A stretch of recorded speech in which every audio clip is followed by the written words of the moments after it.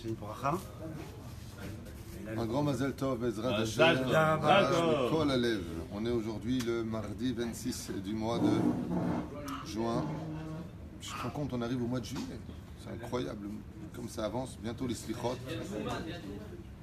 Bientôt Ouman, il y en a qui disent.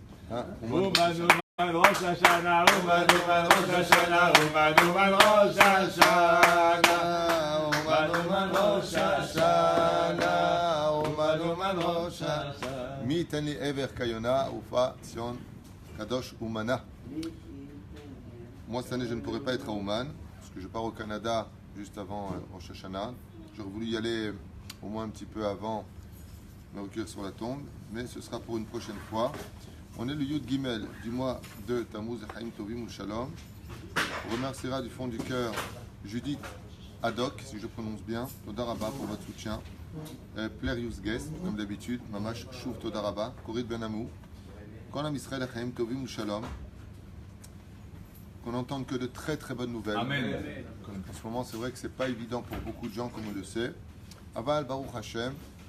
Comme le dit le Maharal, après une mauvaise nouvelle, toujours la bonne nouvelle, et toujours après une bonne nouvelle, une petite mauvaise nouvelle, comme ça, c'est le cycle de la vie.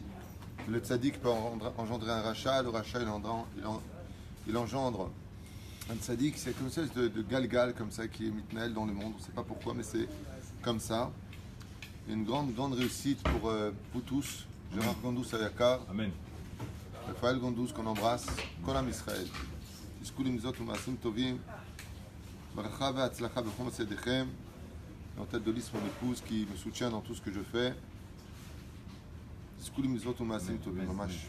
Morat Imi, הקדושה והטהורה, que Dieu lui donne une bonne רפואה שלמה, חיה בת מרים, שרה עתליה בת אפרת מרים, יפה ז'ואנה בת שמש, דוד חיים בן נועה, אזקיאל, יצחק חיים בן רבקה, אסתר, רחל, ולרי, אפרת, בת ארלת קוויקה, רבקה, סטפן, אשר בן משה ג'מי, שרה ז'יזל בת לואיז, לאה בת קמחי דרי, יוסף ג'רר בן ג'ולי, מיכאל בן לאה, יהודה בן אליהו סייד, ז'ואל מרים בת שרה, אורה בת מרים, זוהר עדל רות בת לטיסיה שרה, חיים אהרון לב בן רבקה, יפחת יהודית יעל בת רות, מורגן פרלה רוחלי בת נליה ללוסקי, אסתר בת לואיזה זוויזה, אסתר בת שרה לבית בן זקן, לאלף אלפי הבדלים, לעילוי נשמת מזל בת שמחה עטיה, ויביאן רוחמן בסמי סעודה פיליק בן רבקה בת מרים, פרטוש דני, לאון יהודה חיים בן מסעודה חג'אג', נתן דוד ברדה, סרג' יהודה בן קלמנטין ודוד גבריאל בן סוזן מזל.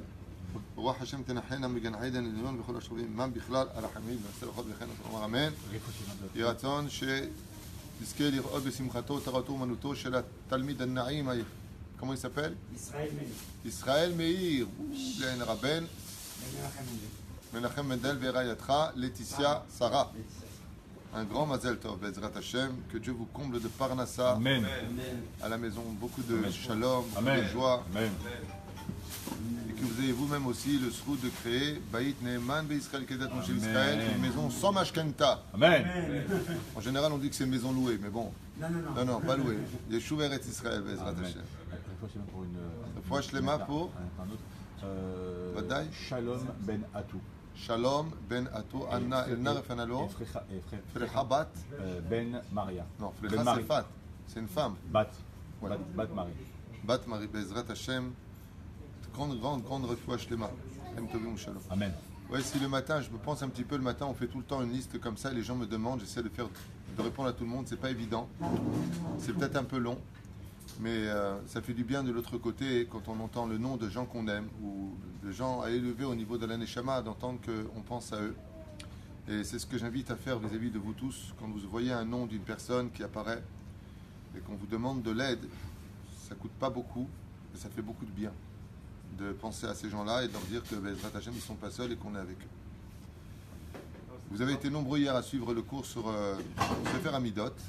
Il y en a qui m'ont dit on ne va pas attendre encore une semaine pour avoir la suite des enfants. Donc exceptionnellement aujourd'hui, on a fait quelques phrases seulement de Rabbeinu. Dans Sefer Amidot sur les Sgulot des ce matin. On continuera ce matin pour la demi-heure qui nous reste, un peu plus qu'une demi-heure, sur ce que nous enseigne une femme, Rabbi Nachman, puisque là il est marqué Isha, donc j'étais en train de lire, sur l'éducation des enfants, la valeur des enfants et comment pour avoir des enfants. C'est pas le sujet là. Je voudrais commencer, il me reste une demi-heure. J'ai déjà fait un cours sur. Un mot sur pourquoi Dafka à 3 ans et pas à 4 ans et pas à 2 ans. Parce que l'homme est comparé à l'arbre des champs, nous dit la Torah. Et qu'un arbre des champs est planté avec sa racine. Et que si la racine est bien ancrée, c'est-à-dire si l'éducation de l'enfant est bien tenue dans la terre, même s'il y a de grands vents, même si ça s'arrache, même si les fruits tombent un jour, chasvé shalom, eh bien, grâce au fait que les racines sont bien ancrées, l'arbre poussera toujours. Ainsi donc, l'homme est comparé à l'arbre. Seulement un arbre qui donne des fruits, à partir de quand on peut utiliser ces fruits, à partir de quand on peut manger ces fruits, à partir de quand il devient indépendant, à partir de 3 ans, ce qu'on appelle la orla. Ainsi donc, Be'ezrat Hashem, quand un enfant qui est comparé à l'arbre atteint l'âge de ses 3 ans, eh bien, on lui coupe d'une certaine façon la racine de ce que je pourrais appeler de façon un peu imagée, le cordon ombilical était coupé à sa naissance, mais quelque part sa dépendance de ce cordon ombilical continue à l'extérieur du ventre. À partir de 3 ans, il y en a qui disent qu'il est bardat. Ça veut dire qu'il commence déjà à prendre des initiatives de lui-même réellement. Et donc, il est comparé à la orla. On coupera ses cheveux pour des raisons qui sont très longues à expliquer, car les cheveux représentent l'orgueil et en même temps les portes de la pensée. Et c'est pour cela que comme les cheveux appartiennent aux forces du mal, il est bon de les sanctifier comme fera le nazir qui laissera pousser ses cheveux ou ses cheveux deviennent kedoshim. De la même façon, on dit à l'enfant, maintenant, on coupe les stations de la Sitra Hara, parce qu'il est important dans le judaïsme pour un homme d'avoir les cheveux courts et non pas longs, sauf s'il est sanctifié pour Dieu, comme le nazir. D'où l'importance de les couper à l'âge de 3 ans, comme l'avait fait le Harizal sur la tombe de Rabbi Shimon Bar Yochai. Ça, c'était en 2 mots. Be'ezrat Hashem. Imagine. Kol hakofeh et ishto lidvar mitzvah, heve le banim she'enam meuganim. Alors ça, c'est un enseignement qui est très bizarre de Rabbeinu. J'ai du mal moi-même à comprendre réellement ce qu'il veut dire dans la kavana. Les mots, je peux le traduire, mais il dit ici Kol hakofeh ishto lidvar mitzvah. Tout celui qui force sa femme, il la force pas d'elle-même. Vraiment, il la force. Comme certaines personnes qui pourraient dire à leurs épouses des mots qui sont inadmissibles dans le judaïsme. Inadmissibles. Un homme qui dira à sa femme t'es qu'une goya, t'es qu'une ceci, c'est à cause de toi qu'on a des problèmes par Nassa, mais des trucs comme ça. Il y a des gens, ils sont un peu irresponsables dans leurs mots. Et comme ils sont Dieu, donc eux, ils savent pourquoi ils n'ont pas de Parnassa. C'est à cause de leur femme, parce que leur femme, elle est pas ceci ou pas cela. Donc automatiquement, mais c'est pas ce que dit le Talmud par contre. Le Talmud, il dit exactement le contraire. Le Talmud, il dit que si un homme il a problème de Parnassa, c'est qu'il ne respecte pas assez sa femme. Je ne prends pas la défense des femmes. S'il y a des femmes qui ont tort, une femme qui n'est pas pudique, une femme qui ne se couvre pas la tête, une femme qui va négader la Torah, c'est sûr qu'elle va engendrer des dégâts dans son mazal, dans sa vie de couple. Mais de dire c'est quoi qui va être engendré, il n'y a qu'un homme comme le Rav Kanevski ou le Rav Shteyman, le Rav Baba Saleh, le Rabbi Lubavitch, il y a qu'un gadol en Torah qui peut dire c'est ça. Mais à notre niveau à nous, pas du tout. Qui t'a dit que c'est pas toi qui regardes des films sur ton portable? Attends, tu vas me dire, comment tu compares une chose pareille? Ben, c'est très simple à comprendre. Si ta femme, elle n'est pas pudique parce qu'elle sort avec des manches découvertes, mais qu'à son niveau à elle, elle a beaucoup avancé, elle vaut plus que toi, qui connaît beaucoup plus la Torah et qui regarde des films interdits. Vous voyez ce que je viens de dire? Faire très attention à ça. On n'a absolument pas le droit de dire à une personne que c'est à cause de toi ou à cause de le... Et ça peut être le sens contraire, une femme qui dit à cause de son mari, ouais, c'est parce que tu dis pas assez qu'on en est là. T'es Dieu, toi? Faites attention. Remettez-vous d'abord vous-même en question avant de constamment reporter sur l'autre les responsabilités de ce qui ne va pas dans la vie. T'en sais rien. T'es pas Dieu. Mon Rav, qui est un Talmid Chacham Atzum, qui s'appelle le Rav Ari Garbian Shlita, qui connaît le chasse, les poskim par cœur, tout, le Zohar, sur le bout des doigts. Quand on lui pose une question comme ça, pourquoi ça ne va pas dans tel domaine, mon Rav, il répond, j'ai Internet avec Hachem, moi, pour savoir pourquoi. Et vous savez. C'est lui qui est 24 heures sur 24 assis en train d'étudier la Torah chez lui, au Beth Midrash, du matin au soir, il ne sait pas. Et toi, tu sais, toi, ça y est, d'un coup, ça y est. Moi, je sais, je suis fakir, je sais que si on a des problèmes, c'est parce que tu n'as pas le kissoui. Myanmar. Et si tu mets le kissoui, il n'y aura plus de problème. Hier, une femme m'appelle au téléphone et elle m'a sorti quelque chose de très mignon. Elle m'a un peu fait sourire. Elle me dit, j'étais pas Shomeret Shabbat, je suis venu vous voir et je suis devenu Shomeret Shabbat. Ben, ça ne m'a pas changé mes problèmes. Hein. Je trouvais ça mignon. Le seul problème, c'est qu'elle croit qu'elle est chômeret Shabbat. Tu ne peux pas devenir chômeur Shabbat du jour au lendemain, tu ne touches à rien. Non, non, aval, de l'autre côté, ce qu'elle a oublié, c'est que quand tu trompes, par exemple, un exemple que je donne, tu trompes ton conjoint, et que tu fais tchouva, que tu reviens vers lui, dans le cas où c'est possible, le conjoint, il va te demander une condition. Fais tes preuves. Montre-moi que cette fois, tu ne vas pas redélirer. Quand tu fais tchouva, quand tu rentres dans la Torah, ne crois pas que dès que tu fais tchouva, tout s'arrange. C'est pas comme ça que ça se passe. Fais tes preuves que même si ça va pas, tu restes fidèle. Tu peux pas m'avoir ignoré pendant 36 ans de ta vie ou 40 ans de ta vie et puis dire tiens, je fais tchouva, maintenant je veux que tout s'arrange. La Torah, c'est pas un gris-gris. La Torah, elle attend de toi que toi tu fasses tes preuves. C'est à toi de donner. C'est pas à elle, parce qu'elle, elle t'a jamais rien pris. Et elle ne t'a jamais quitté. C'est toi qui l'as quitté. C'est toi qui l'as laissé tomber. Et on renverse souvent les rôles comme ça, à attendre de l'autre ou à accuser l'autre de ce qui ne va pas chez nous. Une fois, je raconte ça à Jérusalem, Tibané Betikonen. Il y a une personne religieuse qui a dit à sa femme, c'est à cause de toi qu'on a tous ces problèmes avec les enfants, c'est à cause de toi, pourquoi tu parles trop? Il a dit à sa femme. Alors moi je lui ai dit, et vous qui connaissez tellement la Torah, c'est peut-être à cause de votre faute. Il me dit, pourquoi ce serait de ma faute? Je dis, parce qu'il y a une chose qui est plus grave que de parler avec les autres. C'est Bitul Torah.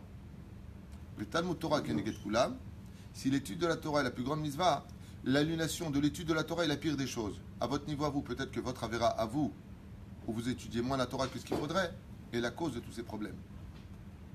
Il m'a regardé comme ça, il m'a dit, ce que vous dites est vrai. Je fais beaucoup de Bitul Torah. Je dis, alors pourquoi vous l'accusez elle? On voulait, Bezrat Hashem, améliorer une situation. Allez d'abord vous voir vous devant le miroir. C'est là.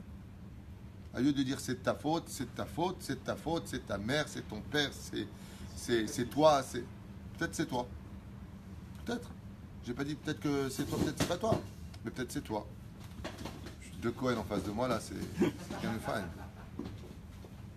C'est Géoula là. Il y a pas En tout cas, je voudrais finir juste cette phrase-là. Kol hakofeh ishto lidvar mitzvah. Tout celui qui oblige sa femme contre elle, contre son gré, il l'oblige vraiment à faire une mitzvah. Mais attention, va mettre varim amourim. Il y a des moments où on n'a pas le choix. Par exemple, si la femme ne veut pas aller au mikvé, il est obligé de lui dire va au mikvé, sinon je ne peux pas te toucher. On parle pas de ça, on parle d'autre chose. Et banim chez enam meuganim. Il apportera des enfants qui ne seront pas protégés. C'est bizarre comme situation, mais c'est un enseignement. Isha shedamea merubim tsar gidul banim shela yoter mitzavon. Une femme qui aurait beaucoup d'écoulement de sang plus que la normale, tsar gidul banim shela yoter beitzavon, l'éducation de ses enfants se fera beaucoup plus difficilement en général. Il faut qu'elle fasse teshuva. Il faut qu'elle se remette en question dans son travail des midot. Bat Kohen le Israël, bat Talmid Chacham le Haaret, zera enla. Si Bat Kohen, les Israël, c'est une fille de Kohen. Vous savez qu'une fille de Kohen ou un Kohen, ce que je veux dire n'est pas agréable à entendre, c'est Gemara Meforeshet, mais quand on est réellement Kohen, parce que pas tout le monde est Kohen aujourd'hui, on entend Kohen, mais si tu fais des vérifications, c'est l'obidjuk nachon, c'est l'ibdok. Comme souvent je pose la question, tu te rappelles de ton grand-père, il faisait Birkat Kohanim, est-ce que tu as une photo de lui, est-ce que, remontez peut-être un peu en arrière. Il y a des Kohanim qui sont mariés avec des goyotes, par exemple. Ils ont perdu leur kiuna. Tu comprends? Je connais un mec qui s'appelle Philippe Cohen. Son père est juif, sa mère est goya. Il s'appelle Philippe Cohen. Azma, il est Cohen. Il n'est pas Cohen. Kol HaKavod ou le Cohen. Des cousins. Hein? Des cousins, entre autres. Et si je trouve à la synagogue et c'est le seul Cohen, il n'a pas le droit de... Je viens de te dire qu'il n'est pas Cohen. Tu me dis il est Cohen. Même si. T'es viré. En tout cas, sachez que quand on est Cohen, c'est peut-être un titre privilégié parce qu'on monte le premier à la Torah. Mais c'est pas, je ne veux pas dire le mot rasra, mais c'est pas évident d'être Cohen. Si par exemple il divorce de sa femme, il n'a pas de mitzvah à Shabbat Kala, il n'a pas de pidyon à Ben, par exemple. Il n'y a pas que ça. Il ne peut pas marier sa fille à n'importe qui. Sinon, dvarim kashim, ce ne sont pas des choses simples.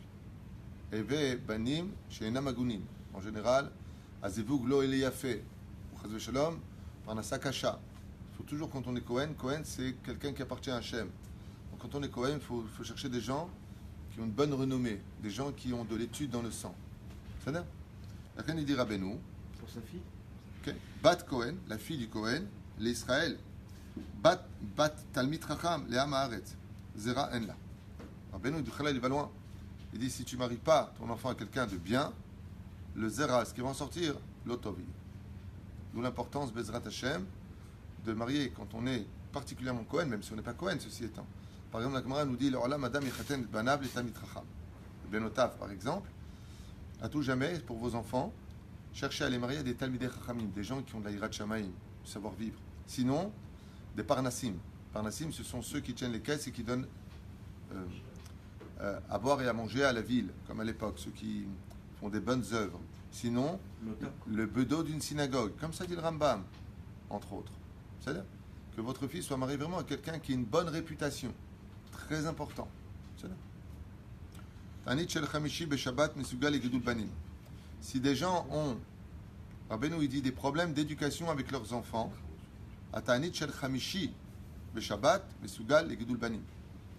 alors qu'ils prennent sur eux de jeûner le jeudi de la semaine. Qu'ils fassent un jeûne le jeudi de la semaine. Par exemple, si les enfants ils ne sont pas sur le chemin de la Torah, ils sont devenus comme cette génération qui est très révoltée. Okay?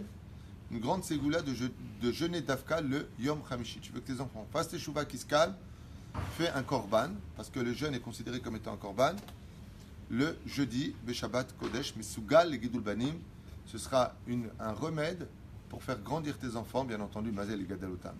Bederech HaTorah, Kemuvan. Tzniut Sheba Isha, Mezakela Banim Agunim. La pudeur d'une femme aidera les enfants à grandir, pas Talmid Chacham, mais Agunim. Agun, ça veut dire digne. Des enfants dignes de louange. Quand on les voit, on dit waouh, quelle éducation yafa. Dieu, qu'est-ce qu'il fait? Si une femme, elle est tzanoua, dit Rabbi Nachman, il met de la rachmanout dans le cœur des enfants. C'est-à-dire, si la femme n'est pas tznoua, il met de la chutzpah dans le cœur des enfants. Donc, c'est le Rabbeinu. Pourquoi chutzpah isge? Pourquoi est-ce qu'il y a beaucoup de chutzpah d'effronterie dans notre génération? À cause du manque de sniout. Par contre, Rabbeinu, quand il dit c'est à cause de ça, il ne se trompe pas. Moi, j'aurais pas pu le dire. Je suis rien du tout. Rabbi Nachman, il dit, si tu veux que tes enfants ils aient un cœur rempli de pudeur, soit agunim, c'est ta bête shniout. C'est toujours pareil. On en vient toujours à cette même phrase. Je fais ce que je veux, c'est ma vie. Non. Il y a des conséquences de ta vie. Quand tu prends le parking d'une personne, ben, tu l'empêches lui de se garer, de tourner pendant 3 heures chercher une place. Parce que c'était pas ta place. Agunim, digne. La reine, Vitzacheni, quand une femme elle n'est pas pudique, oh ça va, lâche-moi, il fait chaud, je sors comme ça. Le créateur du monde, il dit, Nachon, t'as un libre arbitre, mais moi aussi j'ai un libre arbitre. T'es pas pudique. Ein baya. Banim et namagunim. On l'avait vu avec la femme d'On Ben Pellet. Ils sont venus pour la prendre, elle a enlevé son kissouille. Ils ont dit, non, non, on veut pas de toi. C'est des Rishaïm, ils n'ont pas voulu d'elle parce qu'elle n'était pas pudique. Alors imagine. Al-Yedeh Simchat Yom Tov, Al-Yedeh Anachat Tfilin, car Ouy Teled Ishto Banim Srarim. Une ségoula pour ceux qui ont des filles et qui voudraient un garçon. J'ai fait un cours récemment sur la valeur d'avoir une fille en premier ou d'avoir des filles dans sa vie, comme ce fut le cas de beaucoup, de grandes sadikim comme Yitro qui a eu 7 filles, comme Rashi qui a eu 3 filles, mon Rav qui a 3 filles, Baruch Hashem, comme a dit Rav Chizda, Azochei Lebat Rishona, celui qui a le mérite d'avoir une fille en premier, c'est Siman Tov Laorim. Il n'y aura pas d'Aïnara pour les parents, il n'y aura pas d'Aïnara pour les enfants eux-mêmes, grâce au fait qu'on ait une fille en premier. C'est Siman Tov. Parce que la fille possède en elle ce que l'homme n'a pas. Je fais une parenthèse pas grave, en l'honneur des notes Israël, puisque la Géoula viendra grâce à elle. Il y a un verset qui dit comme ça, et qui comprend toute la Torah. La femme est comparée au vin. Eshtecha, ta femme, que Geffen pour Ria. La femme grandit comme le Geffen. Le Geffen, c'est le raisin. Pourquoi? Tu plantes une graine et elle te sort des centaines de raisins. Une femme est capable de te sortir des centaines de grains, de grappes de raisin, alors que tu n'as mis qu'une seule. Une femme est capable de mettre au monde un peuple entier. Zéperoucha d'abord. D'elle sort un arbre, généalogique d'ailleurs. Il y a un verset dans la Torah qui dit, et qui comprend toute la Torah. Torah tziva lanu, Moshe, Morasha, Keilat Yaakov. Ouais. Donc Torah tziva lanu Moshe, cette Torah-là qui nous a ordonné Moshe. Morasha, Morasha c'est quoi? héritage. Kehilat Yaakov pour l'assemblée d'Israël. De Yaakov. Ouais. Ce verset-là, comme disait le Rabbi Lubavitch, tous nos enfants doivent le connaître par cœur et lui dire tous les jours. Torah, Atziva, Lanu, Moshe, Morasha, Kehilat Yaakov. Morasha, la Gemara, elle dit, ne lis pas Morasha et la Meurasa. Ça veut dire ne lis pas héritage, mais fiancé. On parle de la femme d'Israël. Ça commence par quelle lettre, Torah? Taf. Et ça finit par Yaakov. Quelle lettre? Bet. C'est la lettre du mot bat. Quand tu as une fille en premier, toute la Torah, elle est en elle. Si elle est dans la Torah, les mitzvot, et qu'elle est pudique, elle peut faire etchouva à son mari et éduquer ses enfants depuis le début sur le chemin de la Torah, des mitzvot et des bonnes actions. Tout dépend de la femme dans ce monde. Alors, comme dit mon collègue Rachid Cohen, il me dit on souhaite toujours, et c'est la vérité, quand on se marie Ben Zachar. Ok. Toi? Non, je voudrais te répondre très brièvement pour ça. Le mot Zachar, masculin, à la guématria du mot Beracha, bénédiction. Le mot Nekeva, féminin, a pour guématria le mot Nezek, dégâts. Pourquoi? Parce que la femme, Alpisod, elle amène un Nida dans le monde. Elle amène une Touma supplémentaire dans le monde. Mais Dieu, dans ses plans, fait en sorte que cette Nida annonce toujours une bonne nouvelle, c'est qu'elle peut devenir un enfant. C'est-à-dire elle peut engendrer la vie. Si elle est Nida, ça annonce qu'elle est en train de fabriquer une nouvelle ovule. C'est-à-dire, le problème, c'est que si une femme n'est pas dans le chemin de la Torah, elle détruira sa famille et sa descendance. C'est pas moi qui l'enseigne, c'est le roi Salomon. Chez Nehemar, Isha bona, Isha recette, Chormat nashim banta beta. La sagesse d'une femme peut construire sa maison. Je vous dis franchement, dans cette génération, c'est plus compliqué qu'avant. Avant, on savait s'écouter. Aujourd'hui, tu as la femme qui fait tchouva, qui est pudique, le mari lui dit enlève ton kissouille, enlève ton machin. On est dans une génération très spéciale, comme on n'a jamais eu. Comme ça dit la Gemara. La génération de la fin des temps, on perdra tous les repères qu'on avait avant. C'est pas évident. Ah bah, si la femme sait vraiment y faire et qu'elle prie le Hachem de tout son cœur, mais pour ça, il faut des sacrifices. Qu'est-ce que toi, tu es prête à faire en tant que femme pour que tes enfants soient des grands Torah, pour que ton mari soit un grand Torah? Un des secrets principaux, c'est de ne jamais perdre le sourire. En général, je vous dis comme ça une parenthèse. De quoi ont peur les maris et de quoi ont peur les femmes quand l'un fait tchouva et que l'autre ne fait pas tchouva? Ils ont peur que la Torah soit la nouvelle concubine ou concubin de leur époux. Ah, depuis que tu es dans la Torah, voilà, tu t'occupes plus de moi, tu ne me parles pas, tout ce que je fais, c'est jamais bien maintenant, je suis une Goya à tes yeux. Voilà ce qui se passe. Parce que la tchouva est très mal faite. Et c'est pareil pour l'homme ou la femme qui fait tchouva. Avec toi, tout est devenu interdit. Avant, on se parlait tout le temps, on rigolait, on se tenait les mains dans la main, même. Maintenant, tu m'imposes un nida, et tu m'imposes. Pourquoi? Parce que les femmes s'y prennent mal. Ça veut dire que si, pendant les moments où c'est permis, tu es proche de ton mari, tu lui donnes tout l'amour dont il a besoin, tu vas doucement dans les rapports intimes, pas tu dis attention maintenant, hein, c'est à source que tu fais, on va aller au Guéinam, tu lui prends la remet, tu lui mets la rasera. C'est le mec qui dit attends, t'es gentil, mais moi je t'ai pas connu comme ça, tu me saoules. Faites très attention d'avoir une Torah qui éclaire l'autre et pas qui assombrit son chemin. Faites très attention à cela. Mais si le mari, c'est vraiment une ordure, et lui, il veut une femme prostituée qui met des jupes courtes et tout ça, dans ce cas-là, il faut aller voir un dayan ou un posek halakha, ce qu'on appelle un moré ora, parce que ça peut être aussi une question, chas v'shalom, de divorce. Un homme qui exige de sa femme qu'elle sorte comme une prostituée, c'est sourd de oraïta. Et dans ce cas-là, cette femme ira voir, bien entendu, un moréora, c'est-à-dire un posek halakha, qui expliquera au garçon les tenants et aboutissants, en lui expliquant qu'à la maison, ou plutôt dans la chambre, il peut avoir un peu ce qu'il veut, mais à l'extérieur, le choum panim brofen. Assur lit pas cherazé. Il n'y a pas de shlom bayit pour ça. Mais non, mais il peut pas demander ça à sa femme. Oh mon Dieu, si tu savais, mon cher ami. Il peut lui dire mets des jeans, il peut lui dire mets un jean, mais ça ne veut pas dire que. Enfin, c'est assur le jean, ça veut pas dire que c'est pas sneak. J'ai des cas. Am Israël Kedoshim, il y en a qui sont tellement dans la clipa qu'ils ont oublié qu'ils étaient juifs. Parce que pour eux, être juif, ça veut dire juste être né juif. Ils ont oublié. Il n'y a pas beaucoup. Mais on a certains cas de personnes qui n'acceptent pas pour eux cette espèce d'imposition. Ils le vivent comme étant tu me l'imposes. Je suis jeune, moi j'ai pas envie de ça.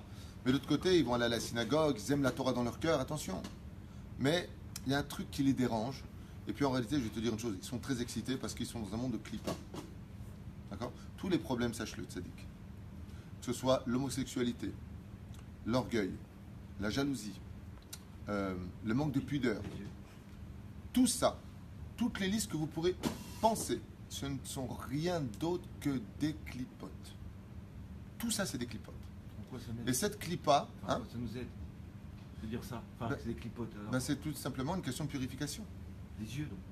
Les yeux, les mikvés, la remise de soi, beaucoup de moussard. Il faut casser cette clipa. Par exemple, Rabbi Nachman, dans son livre Ishtaprut Hanefesh, vraiment dans son premier chapitre, il dit les Teilim sont le marteau-piqueur de la clipa dans le cœur. D'accord? Les Teilim, quand tu les fais tous les jours, de tout ton cœur, tu fais 5-6 Teilim par jour, ça peut casser la clipa pour faire tes chouvas. Il faut faire des mitzvot qui cassent, comme par exemple donner de la tzedaka. C'est casser son orgueil. C'est casser le fait de dire tout est à moi. D'être capable de donner, c'est une preuve que tu acceptes, que tu es capable de créer un vide en toi pour laisser vivre l'autre. Donner vie à l'autre. Ken? Une clipa. Clipa, ça doit être ma femme, ça. Non, pas du tout, c'est Non. Esther Chèque. Ah, pardon, Esther. Elle s'appelle aussi Esther, ma femme. Une clipa, c'est une écorce. C'est une écorce spirituelle. D'accord? C'est une écorce spirituelle. C'est pour ça que Dieu a créé la maladie. Parce que la maladie est capable de briser l'écorce si on n'est pas capable de faire teshuva. Quelqu'un qui est moi, d'un coup Dieu qu'est-ce qu'il fait? Puisque tu n'es pas capable de demander Mechila, il t'envoie la Mahala. C'est les mêmes lettres. Vous savez tous, on en a parlé des milliers de fois. Donc quand la personne elle est comme ça à l'hôpital, je vais crever, d'un coup, eh bien, la clipa se casse, elle devient faible, et d'un coup la personne s'est demandé pardon à ceux à qui il a fait du mal. D'un coup il se dit tu sais quoi, je vais mettre les tefilines, tu sais quoi, je vais faire comme ça. Qu'est-ce qui s'est passé, Makara? Eh bien je sens que la clipa est en train de me quitter. C'est rien d'autre que des clipotes. Malé clipote, c'est-à-dire rempli d'écorce. Les mains d'Avardomé, j'ai fait ce cours à des 2, 3, 4 occasions, je crois, d'ailleurs, qui ont été enregistrées. Qu'est-ce que c'est une clipa? Je vous réponds tout de suite. Imaginez qu'en pleine journée, je vous mets une paire de lunettes de soleil. Comment vous allez voir? Sombre. Ça s'appellera une clipa devant vos yeux. Maintenant, sur cette paire de lunettes, je vais vous rajouter encore une paire de lunettes de soleil. Comment vous allez voir? Très sombre. Imaginez maintenant que je vous mette 10 paires de lunettes de soleil. Comment vous allez voir? Noir. Chaque paire de lunettes, c'est une avéra. Chaque paire de lunettes, c'est quand vous faites un péché. Ça met une clipa devant vos yeux. Et ça met une clipa sur votre cœur. Comment vous voyez la vie? Comme des aveugles. Mais tu ne vois pas la réalité. Et c'est ce que te disent les gens. Quand tu vois une fille aujourd'hui qui sort impudique, une jupe très courte, comme ça, ou comme hier au mariage, sans faire d'accusation, grâce à Dieu, il y avait énormément de femmes pudiques et très très très peu de femmes impudiques. Mais celles qui étaient impudiques étaient extrêmement impudiques. Et elles ne vivent aucun problème avec ça. Eh bien, si tu vas vraiment les voir et que tu leur dis, t'as pas honte d'être comme ça, elle va te dire, mais non, c'est la mode. Elle voit vraiment pas où est le problème. Mais c'est pas que... Non. Des talons qui font 15 cm de haut et une jupe qui s'arrête à de ce que vous savez. Ok? C'est très compliqué. Tu sais pas où mettre tes yeux, tu regardes à droite, à gauche et tu sais plus quoi faire. Mais ces gens-là, c'est pas des gens mauvais. Ils savent même pas qu'il y a un problème. Bon, ce sont des filles qui avaient peut-être 16-17 ans, j'en sais rien, elles sont jeunes. Mais elles voient pas où est le problème. Pourquoi elles ne voient pas le problème? Parce qu'il y a tellement d'impuretés qu'elles sont comme des gens qui ont des milliers de lunettes de soleil. Donc tu vois pas la lumière de la Torah? Non, elles sont aveugles. Et c'est pour ça que la mort sans teshuva est extrêmement violente. Qu'est-ce qui se passe quand quelqu'un a vécu pendant des années dans une cellule noire et que tu le sors en plein après-midi au soleil? Qu'est-ce qui se passe? Il retourne à l'intérieur de la cellule. Il ne peut pas. Waouh. Mais qu'est-ce que tu as? Il est tellement plus habitué à cette lumière de la Torah que le jour où il meurt, il préfère retourner dans un Gilgoul. Il revenir dans cette cellule. Pourquoi? Tellement la lumière de la vérité lui est insupportable. Et c'est pour ça qu'on dit que la vérité tue. Parce que la vérité nous aveugle. Elle est très forte, la vérité.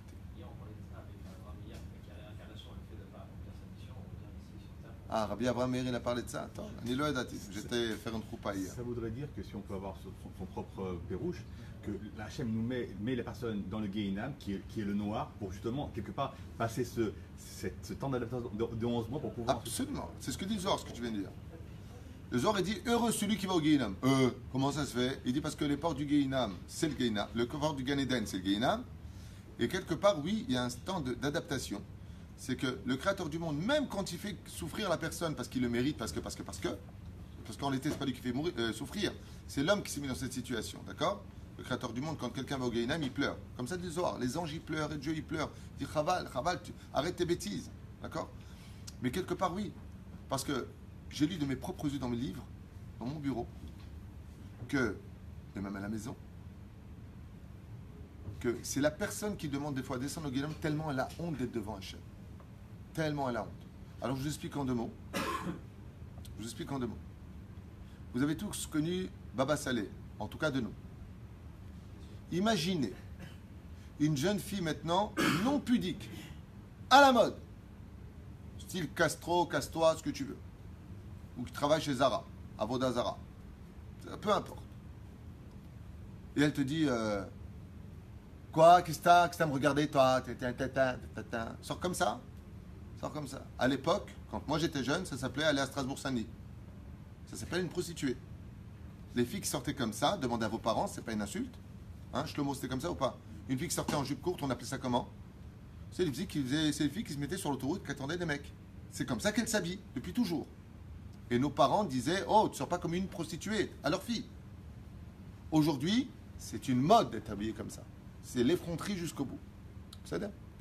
Maintenant, imaginez que cette personne, d'un coup, s'investisse de la neshama de celui qui avait la lumière dans les yeux, Baba Saleh alav shalom. Comment réagirait cette personne sur place? Elle mourrait de honte. Ça veut dire qu'on lui retirait toutes les paires de lunettes et qu'un coup, qu'elle verrait réellement la vérité. Rabbi Nachman, dans son livre Chayei Moharan, a tellement approché la lumière de la vérité qu'il dit dans Chayei Moharan, j'ai honte d'exister, de respirer, d'avaler ma salive. Rabbi Nachman, alors qu'il était dans la Torah 100% pudique. Et il écrit, si les gens savaient combien Dieu est omniprésent, ils auraient honte d'exister. Azov. Tzniut, mitzvot, Azov. Le mot « je » disparaîtrait du vocabulaire. Moi. Tellement tu aurais honte d'exister. Tellement tu te rends compte que Hachem est infini, au-dessus de toute imagination, mais même pas en rêve, tu oserais avoir l'idée de te poser la question si tu vas être pudique aujourd'hui. Ce serait même pas à la porte de ta maison. Tellement on aurait honte si on avait une telle situation en nous. Aujourd'hui, ce qui se passe, c'est que la clipa elle est tellement épaisse que l'anormal est devenu normal, que le émet est devenu mensonge, que religieux est devenu parasite. Et cette clipa, elle envahit même le monde de la Torah. On entend même des gens qui critiquent ceux qui étudient la Torah aujourd'hui. On entend même ça. Pour vous dire à quel point la clipa est rentrée dans les cœurs de beaucoup de gens, malheureusement. Et ce sera le travail du Mashiach apparemment, ou peut-être des séminaires, ou peut-être je ne sais pas qui, quoi, dans lequel. Et cette clipa-là dont je vous parle, clipa Noga, Derech Hagav, elle a investi aussi le monde de la Torah. Dans le monde de la Torah, cette clipa peut envahir. Alors, la personne peut être pudique, mais il en veut à l'argent des autres. Ça aussi, c'est une clipa. Kesef mesanver ene chachamim. Quelqu'un vient te demander de l'aide, et toi, tu vois une personne qui est en porte-à-faux, tu dis c'est l'occasion de prendre de l'oseille, celle-là, ou à celui-là. Alors, tout travail se paye, tout effort se mérite, mais ne pas abuser des gens. La clipa, elle existe dans tous les domaines, pas que dans la pudeur. Le vocabulaire. Hier, j'étais en train de parler avec quelqu'un au téléphone.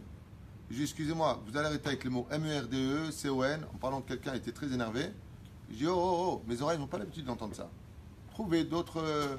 Alors il m'a dit, mais qu'est-ce que vous voulez que je vous dise à la place du mot MERDE? Je lui dis, engrais. Il a éclaté de rire. Ah oui, mais enfin, en attendant... Mais c'est naturel, quoi. C'est des clipotes. C'est énormément de clipotes.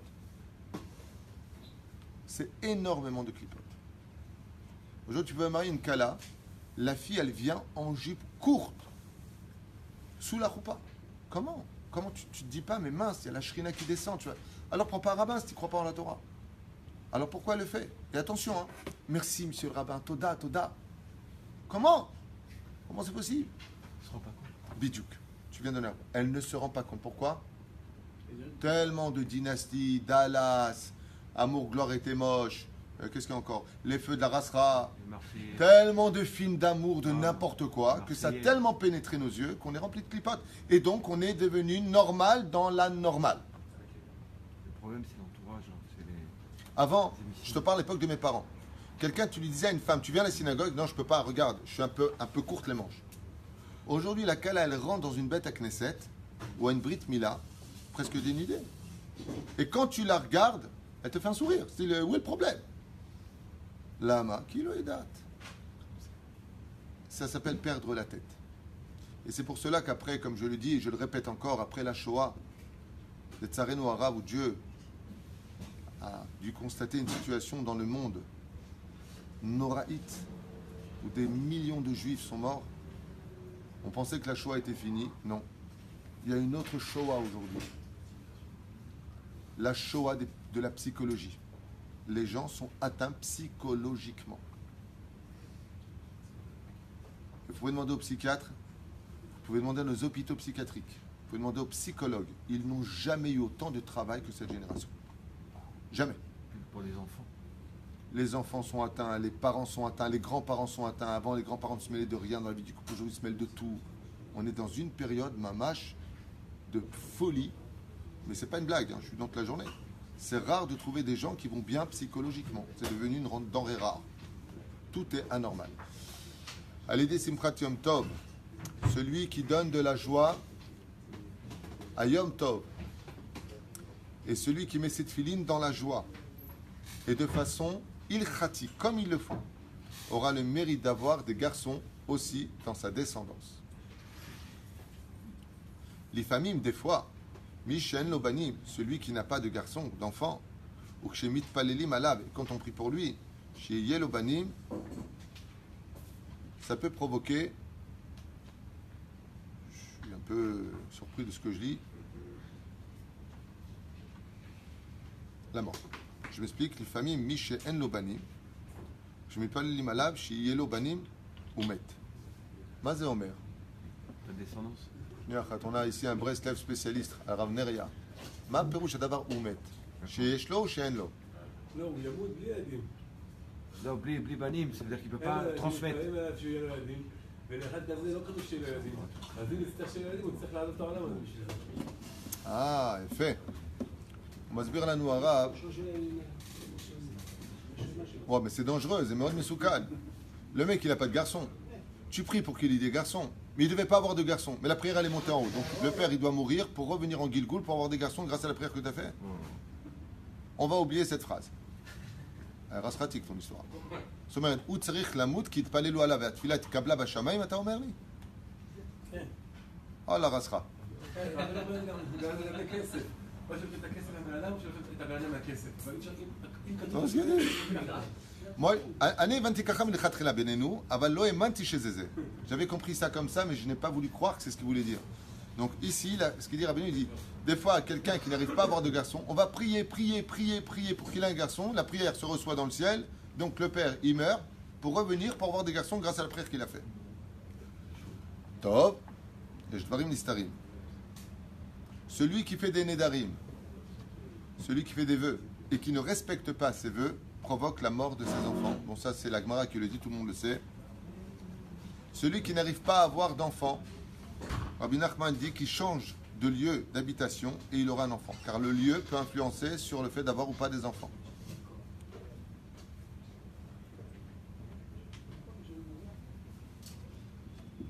Banim Gedolim, Enam Metim Be'avon Avotehem, c'est les petits-enfants qui meurent, Chas v'Shalom, à cause de la faute des parents, mais pas les grands. Quand ils sont grands, c'est de leur faute à eux. Ava Bemakom Sheesh Chilul Hashem. Mais si c'est dans une ville ou un endroit où il y a beaucoup de Chilul Hashem, même les grands peuvent mourir à cause de ça.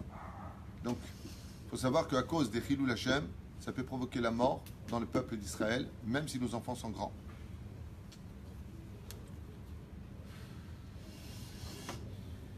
Celui qui regarde même jusqu'au...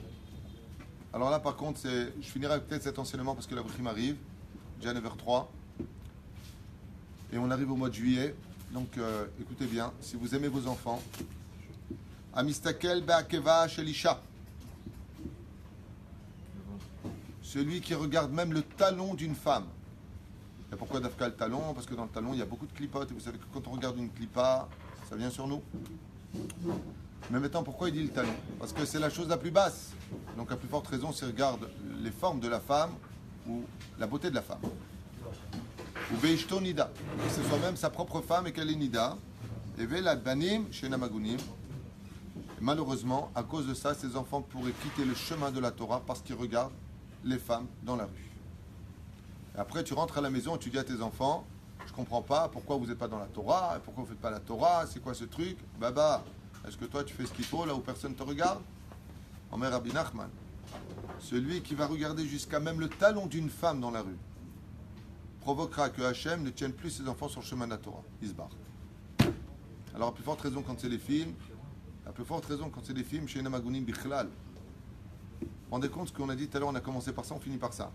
Arrête de dire c'est à cause de toi qu'on en est là, c'est à cause de toi qu'on n'a pas de parnassa, c'est à cause de toi qu'on est pas. Rabbi Nachman, il te remet mamash à la page. Il te dit arrête de dire c'est à cause de l'autre. D'abord, vérifie d'abord sur toi si tu es bécédère, avant de dire pourquoi nos enfants. Enfin, le mec, qu'est-ce qu'il fait?